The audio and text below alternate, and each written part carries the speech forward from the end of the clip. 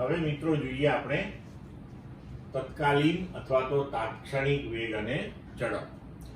તો આપણે અત્યાર સુધી સરેરાશ વેગ કે સરેરાશ ઝડપની ચર્ચા કરી.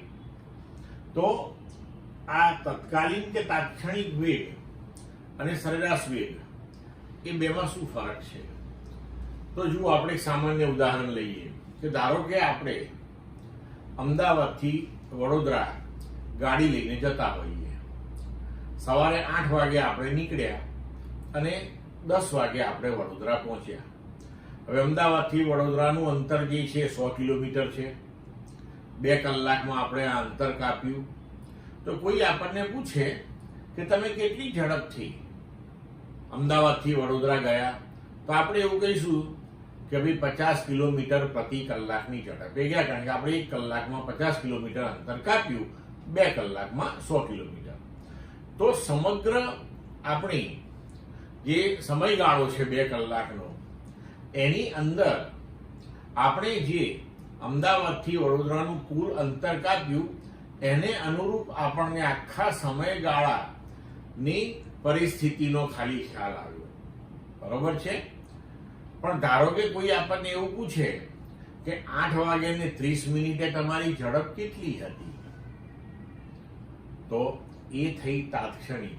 કારણ કે પેલામાં જયારે આપણે એવું કહીએ છીએ સરેરાશની અંદર કે ભાઈ 50 કિલોમીટર પ્રતિ કલાકની ઝડપથી અમે વડોદરા પહોંચ્યા, તો એનો મતલબ એવો નતો કે જેવી આપણે ગાડીની સ્ટાર્ટ કરીને શરૂઆત કરી આપણે જવાની, તરત જ 50 કિલોમીટરની ઝડપ અને પછી છેક વડોદરા પહોંચ્યા ત્યાં સુધી 50 50 50 50 50 એવું તો હતું નહીં. સ્પીડ વધી ઘટી અચળ રહી અને એમ કરતા કરતા આપણે પહોંચ્યા છીએ. તો આપણને સરેરાશ વેગ કે સરેરાશ ઝડપ જે છે એ કોઈ એક આખા સમયગાળા ઉપરની જે ઘટના છે એનું વર્ણન કરે છે. જ્યારે તાત્ક્ષણિક વેગ કે તાત્ક્ષણિક ઝડપ એ જે તે ક્ષણે શું વેગ કે શું ઝડપ છે તેની માહિતી આપે છે. તો આપણે એમ કહીએ કે ધારો કે 8 વાગ્યાને 30 મિનિટે શું ઝડપ હતી, તો એ આપણે કેવી રીતે શોધી શકીએ? બરોબર? તો હવે કાં તો આપણે સ્પીડોમીટર જોવું પડે કે 8:30 સ્પીડોમીટર તમને કાંટો શું બતાવતો હતો, તો એ થાય. પણ હવે આપણે ભૌતિક શાસ્ત્રની અંદર આ વસ્તુ કેવી રીતે નક્કી કરી શકીએ? તો એના માટે 3 રીત છે. એક આલેખની રીત છે, એક ગણિતીય રીત છે, અને ગણિતની અંદર જે કલનશાસ્ત્ર આવે છે તેમાં એક વિકલનની રીત આવે છે. એ પણ આપણે અહીંયા જોઈશું. તો હવે જોઈએ આપણે તાત્ક્ષણિક વેગ અને ઝડપ. તો આ જે તાત્ક્ષણિક વેગ કે ઝડપ આપણે ડિસ્કસ કરવા જઈ રહ્યા છીએ, જેની ચર્ચા કરવા જઈ રહ્યા છીએ, બરોબર, એ એકચ્યુઅલી અહીંયા આગળ આપણે કેવી રીતે ચર્ચામાં લઈશું? જુઓ, ધારો કે આપણે કોઈ એક આખો સમયગાળો વિચાર્યો કે મેં તમને કહ્યું એમ કે ભાઈ 8 વાગ્યાથી શરૂ કરીને 10 વાગ્યા સુધીમાં આપણે વડોદરા પહોંચ્યા. હવે કોઈ આપણને એવું કહ્યું કે 9 વાગે એક્ઝેક્ટ તમારી ઝડપ કેટલી હતી. તો હવે આપણે 8 થી 10 એટલે કે 2 કલાકનો જે સમયગાળો હતો ને એને નાનો કરી નાખીએ કે ભાઈ 8 કલાક ને 30 મિનિટથી 9 કલાક ને 30 મિનિટ, એટલે કે એ 1 કલાકની અંદર આપણી ઝડપ કેવી હતી? તો કે ભાઈ બદલાતી હતી. ઓકે, તો હવે આપણે સમયગાળો એનાથી પણ નાનો કરીએ. તો આવી રીતના સમયગાળો ધારો કે નાનો કરતા કરતા આપણે એવું જોયું કે 8 વાગે ને 45 મિનિટ થી શરૂ કરી ને 9 વાગે ને 15 મિનિટ, એટલે કે એ અડધો કલાક દરમિયાન આપણી ગાડી અચળ ઝડપથી ગઈ હતી. એમાં કોઈ ફેરફાર આવ્યો નહોતો. તેનો મતલબ એ થયો કે 9 વાગે ઝડપ કેટલી? તો કે એ જે અચળ ઝડપ હતી એટલી. તો અહીંયા આપણે તાત્ક્ષણિક વેગ શોધવા માટે કે ઝડપ શોધવા માટે આ જ કોન્સેપ્ટ વાપરવાના છીએ કે ભાઈ સમયગાળો બને તેટલો નાનો લેતા જઈશું અને પ્રત્યેક સૂક્ષ્મ સમયગાળા માટે આપણે ઝડપ શોધીશું. અને જ્યારે એનું મૂલ્ય અચળ આવી જાય તો જે તે સમયગાળાની અંદર જો એનું મૂલ્ય અચળ હોય તો એ સમયગાળાની અંદરની કોઈ ક્ષણ આપણે વિચારીએ તો એ ક્ષણે એ ઝડપ કે વેગ એટલો જ હોય તો એને આપણે તાત્ક્ષણિક વેગ કે ઝડપ કહી શકીએ. હવે જુઓ, સૌથી પહેલા આપણે આલેખની રીત જોઈએ. તો માની લો કે આપણી પાસે x વિરુદ્ધ t નો આલેખ આવી રીતે આકૃતિમાં દર્શાવ્યા મુજબનો છે. હવે અહીંયા આપણે આ 4 સેકન્ડ જે છે એને સંદર્ભ લઈએ કે ભાઈ 4 સેકન્ડે ઝડપ કેટલી. તો આપણે આગળ ઉપર સમજી ગયા છીએ કે x વિરુદ્ધ t નો જો આલેખ તમારી પાસે હોય, બરોબર, તો એ આલેખનો ઢાળ જે છે એટલે કે delta x by delta t એ તમને ઝડપ આપે. પણ હવે અહીંયા જુઓ, ધારો કે આપણે 3 થી 5, બરોબર છે, 3 થી 5 2 સેકન્ડનો સમયગાળો લઈએ તો 3 સેકન્ડે આપણી પાસે અહીંયા આ P બિંદુને અનુરૂપ સ્થાન 2 મળે, 5 ને અનુરૂપ અહીંયા લગભગ 10 મળે. હવે તમે આ P અને P2 ને જોડી દો અહીંયા આગળ, બરોબર છે, P1 અને P2 ને, તો આપણને આ જે સુરેખા મળી P1 P2 ને જોડતી એનો ઢાળ આપણને ઝડપ આપશે. પણ આ તો સરેરાશ થઈ. 5 ઓછા 3 એટલે કે 2 સેકન્ડના સમયગાળા દરમિયાન આપણે ઝડપ સુધી, એ તો સરેરાશ થઈ, બરોબર. તો હવે આપણે એક કામ કરીએ, સમયગાળો નાનો નાનો નાનો નાનો લેતા જઈશું, બરોબર છે. તો નાનો સમયગાળો એટલે પછી આપણે 3.5 થી 4.5 લીધું. તો આપણે અહીંયા જુઓ કે Q1 અને Q2 એવા બે બિંદુઓ મળ્યા આપણને આલેખ ઉપર, એને જોડી દીધા તો Q1 Q2 આપણને સુરેખા મળી. એનો ફરીથી ઢાળ શોધીએ. તો એમ કરતા કરતા જો આપણે સમયગાળો 4 ને મધ્યમાં રાખીને નાનો નાનો કરતા જઈએ તો તમે જોઈ શકો છો કે આ P1 P2 પછી Q1 Q2 પછી T1 T2 આ જે રેખાઓ તૈયાર થાય છે અહીંયા, એ 4 સેકન્ડે જે આપણે બિંદુ અહીંયા વિચારવાના છીએ એની નજીક નજીક નજીક નજીક જઈ રહ્યું છે, બરોબર છે. તો હવે અહીંયા આગળ આપણે એને અનુરૂપ જો શોધતા જઈએ ઝડપ, તો એવું બને કે કોઈ એક સૂક્ષ્મ સમયગાળો હોય, ધારો કે 3.9 સેકન્ડ થી શરૂ કરીને 4.1 સેકન્ડ, બરોબર. તો આ સૂક્ષ્મ સમયગાળામાં જો તમારી ઝડપ અચળ આવી ગઈ તો એનો મતલબ એ થયો કે 4 સેકન્ડે આ ઝડપ આ છે, તો એને આપણે જે તે ક્ષણની ઝડપ એટલે કે તાત્ક્ષણિક કહી શકીએ. તો હવે સમયગાળો નાનો નાનો નાનો લેતા જઈએ તો ગણિત શાસ્ત્રની અંદર એક વિભાગ આવે છે, એક શાખા છે જેને આપણે કહીએ છીએ કલનશાસ્ત્ર. તો એ કલનશાસ્ત્રની ભાષામાં આ નાનો નાનો નાનો એટલે કે એને લખાય છે લિમિટ. લિમિટનું શોર્ટ ફોર્મ લખાય છે LIM. ડેલ્ટા t સમયગાળો ટેન્ડ્સ ટુ 0, 0 ની તરફ જવાનું છે. સમયગાળો નાનો નાનો કરવાનો છે, 0 નથી કરવાનો. અને આ શરતનું પાલન કરીને આપણે ડેલ્ટા x ભાગ્યા ડેલ્ટા t ગણવાનું છે. તો હવે અહીંયા આગળ આપણે સમજી શકીએ કે જો અત્યંત સૂક્ષ્મ સમયગાળો લઈએ તો એ જે ગાળાને અનુરૂપ આપણને અહીંયા આલેખ પર રેખા મળશે એ લગભગ જે તે પોઈન્ટ પાસેનો સ્પર્શક હશે, જે તે પોઈન્ટ પાસેનો સ્પર્શક હશે. અને કોઈ પણ બિંદુ પાસે તમે સ્પર્શક દોરો તો એ સ્પર્શક હંમેશા એક અને માત્ર એક જ હોય, અને એ સ્પર્શકનો આપણે ઢાળ લઈએ તો એ થશે delta x by delta t. તો આવી રીતે આપણને તાત્ક્ષણિક ઝડપ આલેખની રીતે મળે છે. પણ હવે તમે જોઈ શકો છો કે આલેખની રીતથી તાત્કાલિક વેગ શોધવા જે તે બિંદુ પાસેના સ્પર્શકનો ઢાળ શોધવામાં આવે છે. પણ આ બધું સુવિધાજનક નથી એમ, બરોબર. સુરેખ રેખા પરની ગતિ માટે ઢાળ શૂન્ય હોય છે, એટલે કે સરેરાશ વેગ અને તત્કાલીન વેગના મૂલ્યો સમાન મળે છે, બરોબર છે. તો પણ આ જે આપણે પદ્ધતિ અહીંયા ચર્ચા કરી તો આ આપણા માટે સુવિધાજનક નથી, એ તો તમને ખ્યાલ આવે જ છે. પણ આવી એક પદ્ધતિ છે. તો હવે આપણે આ સુવિધાજનક નથી તો બીજી પદ્ધતિ વિચારીએ હવે, બરોબર મિત્રો. હવે આપણે ગણિતીય પદ્ધતિ જોઈએ. ધારો કે અનિયમિત ગતિ કરતી કારનું ગતિનું સમીકરણ x બરાબર 0.08 t ક્યુબ છે. એટલે કે સમયને અનુરૂપ તેના સ્થાન આ સમીકરણને આધીન બદલાય છે. તો હવે આપણે અહીંયા એક કામ કરીએ કે t બરાબર 4 સેકન્ડને મધ્યમાં રાખી અને નાના સમયગાળા લઈ અને પ્રત્યેક સમયગાળા માટે ડેલ્ટા x ગણીએ અને પછી delta x by delta t ગણીએ. તો અહીંયા જુઓ, t બરાબર 4 સેકન્ડે તત્કાલીન વેગ આપણે મેળવવો છે. તો એના માટે આપણે એક આવો અવલોકન કોઠો તૈયાર કરીએ કે જેની અંદર આપણે delta x by delta t માટેનું સીમાંત મૂલ્ય શોધીએ.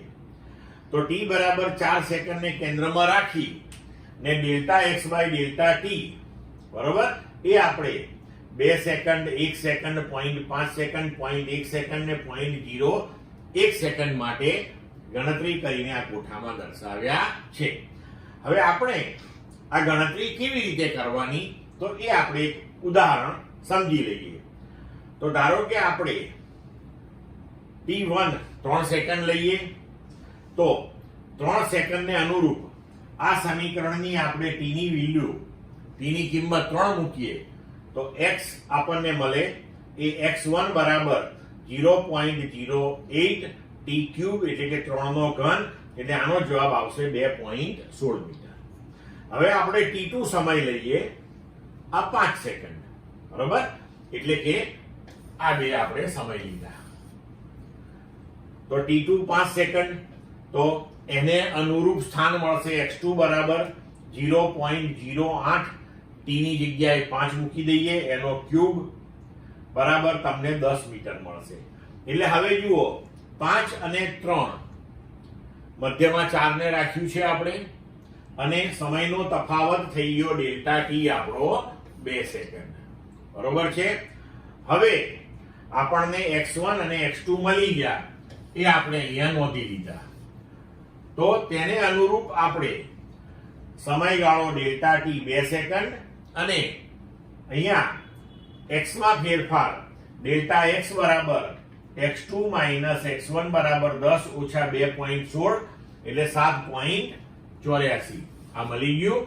હવે આપણે ડેલ્ટા x ભાગ્યા ડેલ્ટા t, તો આ કિંમત શોધી.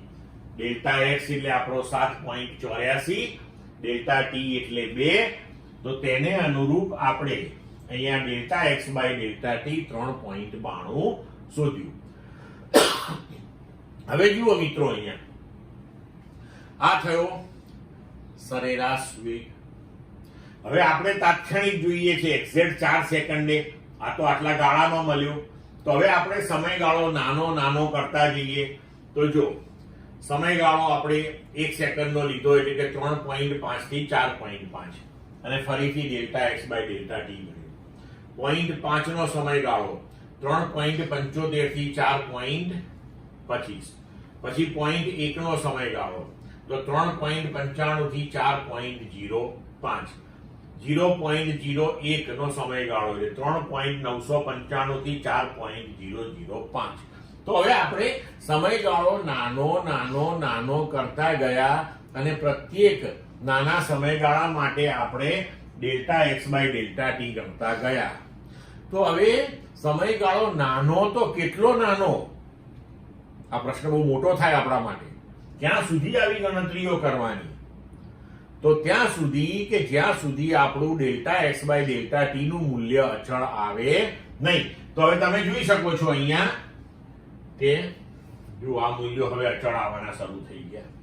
3.84 બરોબર. એનો મતલબ કે આપણો આ સમયગાળો 0.1 સમયગાળો એ પૂરતો નાનો છે.